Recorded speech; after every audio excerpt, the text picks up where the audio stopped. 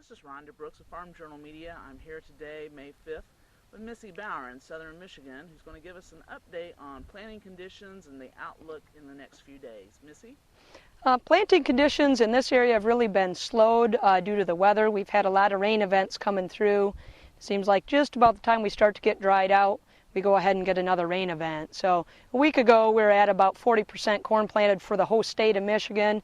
This week, I don't think we've progressed much past maybe that 55 to 60% range.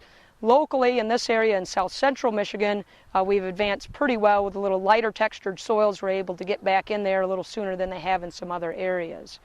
One thing that we're concerned about looking forward to the weekend forecast is the cold weather.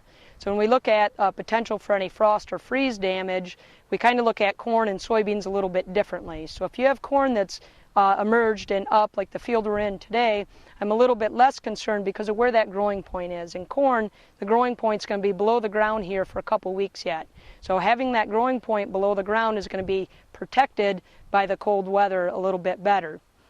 Soybeans, on the other hand, I get more concerned about. If you have soybeans that are merged and up, the growing point is actually at the top of the plant. So if we get freeze and have an event where we actually damage that growing point on the soybeans, we could actually end up with stand loss. So the things we want to look for this weekend is how cold does it get in your area and for how many hours? Is it something that it's for an hour long, or is it something that it's like 4 hours long?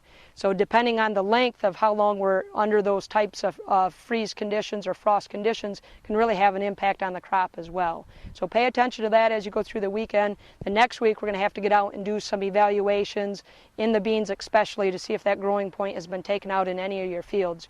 Remember, a lot of times those low-lying areas will be where that cold air settles in even more. So when you're walking fields that are variable in elevation, make sure you check those low areas.